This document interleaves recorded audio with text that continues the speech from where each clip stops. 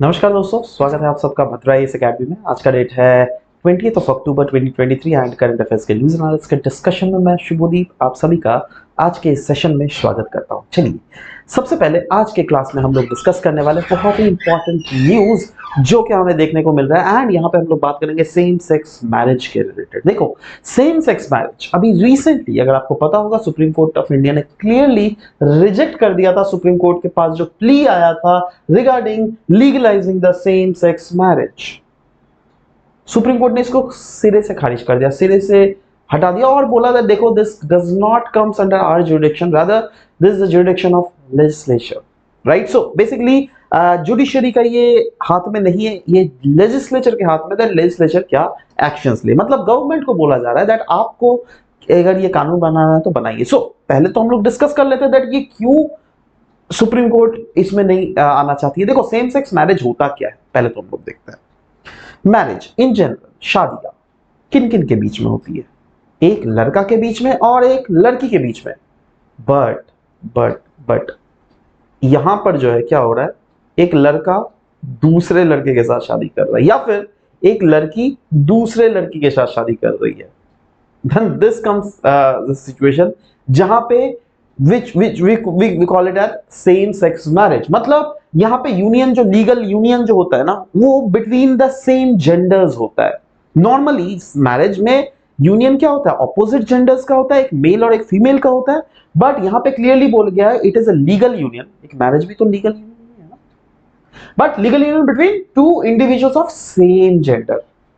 अब देखो, मैरिज करने से ना बहुत ज्यादा फायदा मिलता है अगर आप देख लोगे तो अगर सेम सेक्स मैरिज लीगलाइज हो गया देन उन लोग को भी फायदा मिल सकता है of same legal rights, same legal benefits, same legal responsibilities, जो क्या ऑपोजिट सेक्स के बीच में, जो मैरिजेस के बीच में जो मिलता है, वो सारे फायदा इनको भी मिल सकता है। जैसे अगर मैरिज कर लिया तो आप अपनी बीवी के साथ या फिर अपने हस्बैंड के साथ एक जॉइंट अकाउंट भी तो बना सकते हो, राइट। बट वही होगा दैट बैंक में क्या जॉइंट अकाउंट दो लड़के का बनेगा? तो इस टाइप से बहुत सारे, ये तो एक जस्ट एक सैंपल दिया मैंने, ऐसे बहुत सारे फायदे होते हैं जो क्या ऑफ कोर्स दिए जाते हैं। जैसे इंश्योरेंसेस में है ना, फैमिली फ्लोटर इंश्योरेंस प्लान अगर लोगे तो yes, you will also be getting the benefit, your wife will also be getting the benefit of it, your childrens will also be getting the benefit. But what about this one, will they be getting the benefit out of it? So देखते हैं that supreme court का verdict क्या था same sex marriage में। Supreme court ने देखो 5 जज का बेंच बैठा था, ठीक है, जिसमें 3:2 में बोला गया है that they denied the constitutional validity of same sex marriage. मतलब 3 जजेस ने बोला that we are denying the constitutional validities और बाकी 2 ने बोला नहीं, वी एक्सेप्ट दैट। बट जो मेजॉरिटी रहेगा वही जीतेगा ना। सो 3:2 वर्डिक्ट में आया that they denied the constitutional validity of same-sex marriage as it is a statutory right but not a fundamental right। ये एक statutory right है, fundamental right अगर होने से तो आप डायरेक्टली सुप्रीम कोर्ट के पास जा सकते हो। But is this a fundamental right? No, it is not a fundamental right, it is a statutory right। इसीलिए सुप्रीम कोर्ट ने बोला देखो, it is a matter of parliament। जो statutory right होता है वो तो पार्लियामेंट ना देखेगी, उसमें हम लोग अपना नाक क्यों गलाएंगे, है ना। तो वही है, सुप्रीम कोर्ट ने बोला दैट पार्लियामेंट को इसको डिसीजन लेना चाहिए ना। ये जो एक इशू है ना, बहुत ही बड़ा इशू बन रहा है लेकिन धीरे धीरे, राइट। और इस इशू को हम लोग देखने के लिए समझते हैं इसको 2 एंगल्स हम लोग देखेंगे। एक एंगल हम लोग बात करेंगे दैट क्या क्या आर्ग्यूमेंट्स है जो क्या फेवर है सेम सेक्स मैरिज के, और एक एंगल में देखेंगे क्या क्या ऐसे आर्ग्यूमेंट्स है जो क्या अगेंस्ट है सेम सेक्स मैरिज के। तो पहले हम लोग बात करेंगे वैसे आर्ग्यूमेंट्स जो क्या फेवर करते हैं सेम सेक्स मैरिज को। सबसे पहला आर्ग्यूमेंट देखना, इक्वल राइट्स।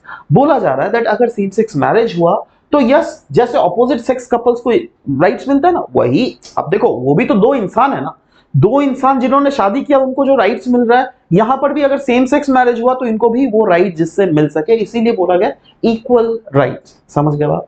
दूसरा बोला गया non recognition of same sex marriage violets rights. Yes, बहुत सारे राइट्स होते हैं, फंडामेंटल राइट्स ही क्यों ना देख लोगे, जिसमें आता है आर्टिकल 14, क्या बोलता है, right to equality before the law. कानून के समय अब, बट कानून तो बना ही नहीं है भाई, कहां से इक्वालिटी मिलेगा, समझ रहे हो। देखो, उसका भी एंगल है, आप समझ पा रहे हो। एनीवेज, दूसरा आर्टिकल 15 क्या बोलता है, right against the discrimination on ground of religious sex, caste, sex and birth of life. अब देख, बट यहाँ पे क्या सेक्स के हिसाब से डिस्क्रिमिनेशन किया जा रहा है क्या? नहीं, यही तो फेवर बोला जा रहा है ना, मैं तो फेवर पॉइंट्स आपको बता रहा हूं, आप इन्हीं पॉइंट्स को अपने आंसर्स कॉपी में भी लिख सकते हो। Next article 19 freedom of speech and expression, क्या वो लोग का एक्सप्रेशंस नहीं हो सकता है? देखो ये एक इमोशन है, right? Your inclination towards the same gender is an emotion, right? तो वो इमोशन जो है क्या वो एक्सप्रेशन के अंडर नहीं आ सकता है? एब्सोल्युटली आ सकता है। तो अगर वो आ रहा है तो आप क्यों इस राइट को डिनाई कर रहे हो कुछ कुछ पर्टिकुलर सेक्शंस ऑफ लोगों के द्वारा, लोगों के लिए? बट आप वहीं पर अब बोल सकते हो दैट ये तो कहीं ना कहीं नेचर के खिलाफ जा रहा है ना? ये सब चीजें पॉइंट्स बोली जा सकती है। एनीवेज आर्टिकल 21 बोल रहा है protection of life and personal liberty. तो क्या आपका पर्सनल, अगर आप ये ग्रांट कर रहे हो तो ही ना पर्सनल लिबर्टी दे रहे हो, अगर नहीं इसका मतलब क्या कोई पर्सनल लिबर्टी है ही नहीं क्या यहाँ के लोगों का? ये सब चीजें समझने की हमें बात है। स्ट्रेंथनिंग फैमिलीज बोला जा रहा है marriage provide social and economic benefits to the couple. Yes, ये सब कपल्स को फायदा, मैंने बोला ना बहुत सारे सोशल बेनिफिट्स, बहुत सारे इकोनॉमिक बेनिफिट्स भी मिलते हैं अगर सेम सेक्स मैरिज को लीगलाइज किया जाए तो उन लोगों को भी मिल पाएगा उन बेनिफिट्स को।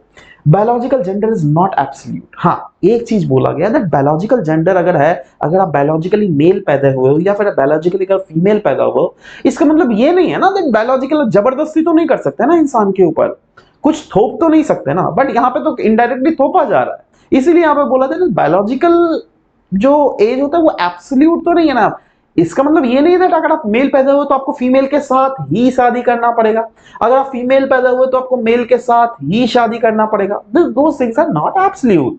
ग्लोबल एक्सेप्टेंस, जी हाँ, इसका ग्लोबल एक्सेप्टेंस भी देखा जा रहा है क्योंकि करंटली अगर देख लीजिएगा 34 कंट्रीज क्लियरली लिखा हुआ है जहां पर सेम सेक्स मैरिज जो है वो लीगल है, जिसमें ऑस्ट्रेलिया भी आता है, Finland, France, Germany, United kingdoms, United states of America. ये कुछ कुछ ऐसे बड़े बड़े डेमोक्रेसीज हैं जहां पर हमें लीगल से सेक्स जो है ये I mean same sex marriage को लीगलाइज किया गया, राइट? सो ये चीज तो ये सारे फेवर जो है पॉइंट्स है ये फेवर में जाता है दैट क्यों हमें सेम सेक्स मैरिज को लीगलाइज करना चाहिए। बट इसके अगेंस्ट में भी कुछ आर्ग्यूमेंट्स आप डिस्कस कर सकते हो। जैसे सबसे पहला आर्ग्यूमेंट है बिलीफ का। बोला जा रहा है बहुत सारे रिलीजियंस एंड कल्चरल ग्रुप्स है जो क्या बिलीव करते हैं that marriages should only be between the man and a woman। और आप देखो, आप अल्टीमेटली सोशल एनिमल हो ना, आप सोसाइटी के अगेंस्ट तो नहीं जा सकते हो ना, कुछ भी कर लो, you can not go against society, ये जान के रखो। लेकिन बिकॉज अल्टीमेटली आप क्या, आपको अगर मैं कहीं पे छोड़ दूं एक रेगिस्तान में एक छोटा सा घर बना के, वहां पे रह सकते हो? नहीं ना, आपको एक सोसाइटी चाहिए रहने के लिए, क्योंकि सोसाइटी में रहने का फायदा ये होता है दैट आपको सारे एम्यूनिटी, सारे सर्विसेज है ना, सोशलाइजेशन होने का फायदा मिलता है, राइट? जिससे क्या मेंटल स्टेट्स जो है वो अच्छा रहे, राइट? तो वो ही बोला गया बिलीफ है। प्रोक्रिएशन, यहां पे बोला गया दैट देखो कभी भी दो सेम सेक्स कपल्स क्या कभी बच्चे पैदा कर सकता है? एक लड़का लड़का के साथ कभी बच्चा पैदा कर सकता है? नो।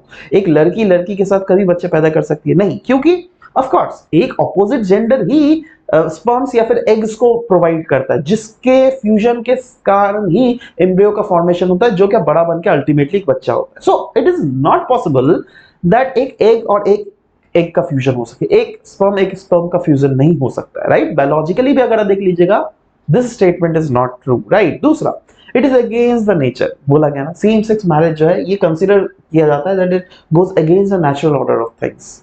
एब्सोल्युटली, आप खुद सोचो, ये अगर आप देख लोगे ना, इसका मैं और एक अलग सा पॉइंट भी बताना चाहता हूँ। नेचर के अगेंस्ट तो है ही, बट अगर आप उसको लीगलाइज कर दे रहे हो, कहीं ना कहीं आप, सरकार बोल रही है दैट जी हाँ, अगर वो जो करना चाहता है आप करो, we are with you, we are giving you a backing, अगर ऐसा सरकार बोल दे तो, राइट? बट वही देखना है दैट क्या इसमें सरकार किस टाइप की डिसीजन लेती है, क्या ये सरकार बोलती है that yes we will give you the backing और नॉट, राइट? इस सब चीजें हमें देखना है। Legal issues, these are contentious issues from such a marriage such as inherit, हाँ बहुत सारे contentious issues आपको मिलेंगे, राइट? दैट क्या इनहेरिटेंस, टैक्सेस, प्रॉपर्टी राइट्स, इनके रिलेटेड, मतलब एक अगर कानून चेंज करोगे तो आपको ये सारे कानून भी जो कि इससे रिलेटेड होते हैं उनको भी चेंज करने पड़ेंगे। दूसरा, adoption by queer couples can lead to societal stigma and discrimination, thus negatively impacting the child's psychological well-being। Yes, absolutely। अगर क्वीर कपल्स है, क्वीर कपल्स में LGBTQ सब कुछ आ जाता है। LGBTQ मतलब समझे ना, lesbian, gay, bisexual, T, transgender, Q, queer, right? So ये पूरी कम्युनिटीज, अगर सोचो कोई बच्चे को इनहेरिट करती है तो वो बच्चा बाद में स्कूल जाएगा तो फिर उसके पेरेंट्स का कॉल आएगा तो देखा जा रहा है अरे भाई दोनों तो लड़के ही जा रहे हैं, ठीक है। तो कुछ मतलब दोस्त लोग उसको फिर साइकोलॉजिकली हरास कर सकते हैं ना, समझ रहे हो मैं क्या बोलना चाह रहा हूँ। तो ये सब कुछ कुछ बहुत सारे कॉम्प्लिकेशंस है जो क्या इस टाइप के मैरिजेस में हम लोग देख सकते हैं ना। हम लोग बात करेंगे नेक्स्ट एक बहुत इंपॉर्टेंट आर्टिकल का। यहाँ पे हम लोग बात करेंगे थियोसॉफिकल सोसाइटी के बारे में, क्योंकि द हिंदू के पेपर में, कल के न्यूज़पेपर में ये क्लियरली न्यूज में था दैट इन 18 मतलब थियोसॉफिकल सोसाइटी के बारे में। सो हम लोग उसी के बारे में डिस्कस कर रहे हैं दैट ये सोसाइटी है क्या। देखो आपको पता होना चाहिए ब्लावत्स्की एंड ऑलकॉट ये थे फाउंडर्स थियोसॉफिकल सोसाइटीज का, जिसका एक हेडक्वार्टर भी था मद्रास इन मद्रास में, ठीक है। सो थियोसॉफिकल सोसाइटी है क्या? ये ऑर्गेनाइजेशनल बॉडी है थियोसॉफी का, जो क्या एक नया रिलीजियस मूवमेंट है। थियोसॉफी अगर देख लीजिएगा ये एक फिलॉसफी है जो क्या कंबाइन करता है mysticism and spiritualism. Mysticism and spiritualism, जैसे आप अगर सोचो आप कि अगर कोई रिलीजन है but you are thinking that नहीं there is some spiritual power who is dominated than you and he is the one who is taking care of the whole world, right? See, it's not spiritualism may, I don't mean that he should be a theist or an atheist. He might be a theist, he might be an atheist, but he may be spiritual, right? समझ लो बात। सो वो है spiritualism को ये follow करता है, ये teach करता है the purpose of human life जो है वो spiritual emancipation, that is spiritually हम लोग को जीना चाहिए। हम लोग जीना, हमें मानना पड़ेगा that yes there is some power who is ultimately the force which is running the whole world and human soul जो है वो अंडरगो करता है रीइंकार्नेशन, मतलब पुनर्जन्म लेता है ह्यूमन सोल। तो ये सभी मानना था इस थियोसॉफिकल सोसाइटी का। Theosophy also promotes values of universal brotherhood and social improvement. Of course, that's why it was a social movement, right? Next, हम लोग बात करेंगे लीनियंसी प्लस प्रोग्राम के बारे में। ये भी न्यूज में था। क्यों न्यूज में था? क्योंकि कॉम्पिटिशन कमीशन ऑफ इंडिया ने इंट्रोड्यूस किया है एक draft revise lesser penalty regulation, जो क्या इंक्लूड कर रहा है लीनियंसी प्लस प्रोग्राम, जिससे कॉम्बैट किया जाएगा कार्टेल एक्टिविटीज को। मतलब लीनियंसी प्लस प्रोग्राम का मेन जो एम है, या फिर अगर मैं इन जनरल बात करूं, पहले जो था लीनियंसी प्रोग्राम, उसका मेन एम क्या था? दैट कार्टेलाइजेशन को बंद करना, क्योंकि कार्टेलाइजेशन बहुत नुकसान होता है। पता है, एक मैं आपको एग्जांपल दे रहा हूं कार्टेलाइजेशन का। जैसे देखो क्या होता है ना, दैट जैसे आप कोई चीज प्रोड्यूस कर रहे हो, राइट? आपने फल प्रोड्यूस किया, बट आप बेचोगे किसको? डायरेक्ट कस्टमर को तो नहीं जाता है ना। लोग यूजुअली बिजनेस टू बिजनेस बेचा जाता है, मतलब कोई बिजनेसमैन को बेचेगा, वो फर्दर कस्टमर तक पहुंचाएगा, राइट? तो आप जो बिजनेस तक जा रहे हो, सोचो एक कंपनी है ए, दूसरा कंपनी है बी, इन्होंने अंडर टेबल जो है हाथ मिला लिया है। इन्होंने बोला देख भाई इससे जो है 1,000 रुपए, सॉरी मतलब हाँ, से फॉर एग्जांपल 10,000 रुपए क्विंटल से तो ज्यादा हम लोग बिल्कुल नहीं देंगे। इसने भी हाथ मिला लिया, इसने भी हाथ मिला लिया और बोला चल भाई तू भी लास्ट 10,000 ही बोलना, मैं भी 10,000 ही बोलूंगा। अब अगर आप बेचने जाओगे, आपने क्या सोचा है? अरे भाई मैं तो 4-5 हजार लूंगा, सॉरी मतलब एक्स्ट्रा, से फॉर एग्जांपल 10,000 अगर बोला है तो आपने एक्सपेक्टेशन लगाए थे शायद आपको 25,000 मिलेंगे, बट इन लोगों ने हाथ मिला के रखा, नहीं 10,000 से ज्यादा देना ही नहीं, तो आप बेचोगे किसको? अल्टीमेटली या तो आपको प्रोडक्ट को बाहर में फेंक देना पड़ेगा या तो आपको बेच के आना पड़ेगा। समझ रहे बात? तो this is what called cartelization. और ये कार्टेलाइजेशन जो है ना, कंपटीशन के लिए बहुत ज्यादा नुकसानदायक है, क्योंकि कार्टेलाइजेशन होने के कारण जो है कहीं ना कहीं कंपटीशन जो है वो मर सा जाता है।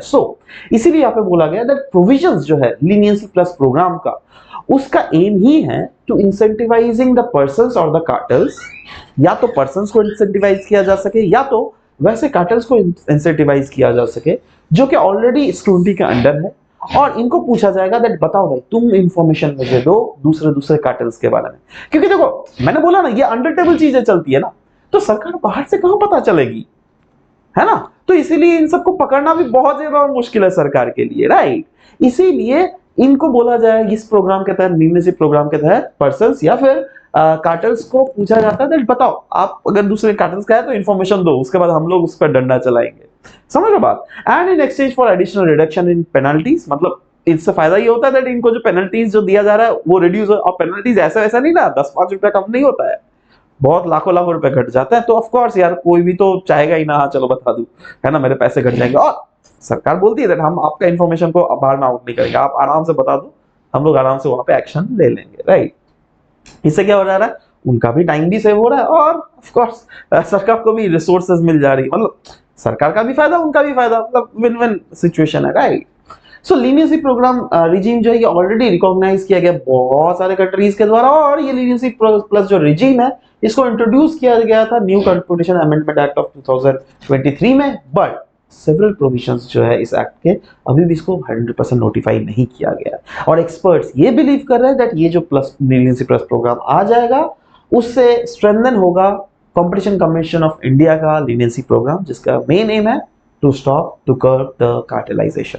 सो याद रखना, मुझे पता नहीं क्यों लग रहा है, मेरा दिल बोल रहा है that this current affair in itself is a very very very important current affair which could be directly asked in your papers, right? Anyways, आगे बढ़ते हैं हम लोग बात करेंगे एस्टिवेशन के बारे में। एस्टिवेशन को हम लोग एस्टिवेशन भी बोलते हैं, ये एक बायोलॉजिकल फिनोमिना है जहां पर कुछ एनिमल जो है बहुत लंबे टाइम के लिए डॉर्मेसी या फिर इनएक्टिविटी में चले जाता है। जैसे सोचो ये कछुआ देख लो, राइट, ये बहुत लंबे टाइम के लिए एक जगह घुस के आराम से ये सोया हुआ है, क्यों? क्योंकि इसको पता है यार ये बाहर में अगर आएगा तो इसका एनर्जी लॉस होगा, इसको खाना नहीं मिलेगा, समझ लो बात। सो वही बोला गया यहाँ पे दैट ये जो है सर्व करता है एज अ सर्वाइवल स्ट्रेटजी जिससे कंजर्व किया जा सके एनर्जी और वाटर को। सो हम लोग बात कर रहे थे एस्टिवेशन के बारे में। एस्टिवेशन जो है ये एक ऐसा सर्वाइवल स्ट्रेटजी है जो कि कुछ कुछ एनिमल्स के द्वारा, कुछ कुछ लिविंग बीइंग्स फॉनल कुछ कुछ फॉनल एनिमल्स के द्वारा बेसिकली ये प्रैक्टिस किया जाता है, और ये एक सर्वाइवल स्ट्रेटजी है जिसमें एनर्जी को और वाटर को, एनर्जी जिससे ज्यादा ना यूज करे, वाटर जिससे ज्यादा ना पीना पड़े, इसलिए ये क्या करता है दैट बहुत दिन तक एक लंबा टाइम के लिए एक शेल्टर में घुस जाते हैं, जो कि बोरोस, क्रेविक्स, कुकून्स, मतलब ऐसे रीजन में जाते हैं जहां पर इन्वायरमेंट शांत हो, जहां पर कोई प्रे इसको खाना ले, राइट। तो इस टाइप के रीजन्स में रहना जिससे अवॉइड किया जा सके extreme dryness in the surrounding environmental conditions, उसको हम लोग कहते हैं aestivation. Is it clear guys? चलो अब हम लोग बात करेंगे अमेज़न रेन फॉरेस्ट के बारे में। क्यों न्यूज में था? क्योंकि बहुत ज्यादा ड्रॉट हमें देखने को मिल रहा है अमेज़न रेन फॉरेस्ट में, जिसके कारण डिस्टर्ब हो गया है लाइफ ऑफ इंडिजिनस पीपल, जिससे it has led to the water and food shortages over there, right. अब क्यों न्यूज में था? क्योंकि देखो वहां पे एक बहुत बड़ी नदी है, ये देखो, ये जो है ना, इसको हम लोग कहते हैं, ये जो बहुत बड़ी नदी है इसको कहा जाता है Rio Negro, one of the world's largest जो रिवर है, one of the largest river है ये रिवर, है ना, जो कि अमेज़न रिवर से को के ट्रिब्यूटरी है basically. It has reached record low level, मतलब जो लेवल होना चाहिए ना पानी का उससे भी नीचे वाला लेवल है, जिसके कारण ये सब प्रॉब्लम्स आ रहे हैं, जैसे वाटर का शॉर्टेज, फूड का शॉर्टेज, राइट। एंड रीजंस बतलाया जा रहे हैं that two simultaneous natural events के कारण ही ये हो रहा है, और वो टू साइमल्टेनियस नेचुरल इवेंट्स क्या है? पहला है अल नीनो, दूसरा है हाई सी सरफेस टेम्परेचर। अल नीनो और हाई सी सरफेस टेम्परेचर दोनों के कारण अल्टीमेटली क्या हो रहा है? ड्रॉट कंडीशंस जो है वो एक्सेलरेट हो रहा है, बहुत ज्यादा बढ़ जा रहा है, जिसके कारण क्लाउड फॉर्मेशन कम हो रहा है, रेनफॉल कम हो रहा है, और अगर रेनफॉल कम होगा, क्लाउड फॉर्मेशन अगर कम होगा तो कैसे भाई, कैसे फिर यहाँ पे पानी का लेवल ज्यादा कैसे होगा, राइट। एनीवेज हम लोग देखो, मेन जो रीजन यहाँ पे ये बोला जा रहा है दैट ग्लोबल टेम्परेचर जैसे बढ़ रहा है वैसे ही ऐसा एक्सपेक्टेशंस लगाया जा रहा है दैट आने वाले समय में अमेज़न जो है वो ज्यादा वहां पे फ्रीक्वेंट ड्रॉट एक्टिविटीज हमको देखने को मिलेगा, और ये जो चेंज होने वाला है ना, मैं बोल दे रहा हूं, this will be an irreversible change. इसीलिए तो दुनिया क्यों आ रही है दैट क्लाइमेट चेंज को रोकना चाहिए, this is the main reason behind that. So Amazon rain forest की जहां तक बात करें, ये काफी ज्यादा वास्ट ट्रॉपिकल फॉरेस्ट है इन साउथ अफ्रीका, साउथ और not Africa, South America as a whole continent, जो क्या रफली अराउंड 6000 स्क्वायर किलोमीटर के एरिया तक कवर करती है। ये फाउंड किया जाता है रफली around 28 degree north and south के बीच वाला जोन में, एंड ये रिसीव करता है 200 सेंटीमीटर से भी ज्यादा रेनफॉल। क्यों बताओ? आप लोगों ने शायद ये ज्योग्राफी में पढ़ा होगा, क्लाइमेटोलॉजी सब लोगों ने पढ़ा है, वहां पे आप लोगों ने हैडली सेल, फेरल सेल्स के बारे में तो पढ़ा ही होगा, है ना। सो ये एक ऐसा जोन है जो क्या ITCZ है, इंटर ट्रॉपिकल कन्वर्जेंस जोन, जहां पे Hadley cell and Ferrel cell का राइजिंग लिम्ब लाई करता है ना, वहां पे लाई करता है। तो वहां पे क्या होगा, राइजिंग लैंप जहां पर भी लाई करता है वहां पे क्या होगा, बादल बनेगी, बादल अगर बनेगी तो बारिश होगी। Yes, that is why the reason, ये एक ऐसा रीजन है जहां पे सबसे ज्यादा बारिश होती है इस रीजन में। एंड अगर बात करें, ये बहुत एक इंपॉर्टेंट रोल प्ले करता है in carbon dioxide and absorbing carbon dioxide, क्योंकि हम लोग तो पता ही है, जितने ज्यादा बारिश उतना ज्यादा पेड़ पौधे, उतने ज्यादा absorption of carbon dioxide, right.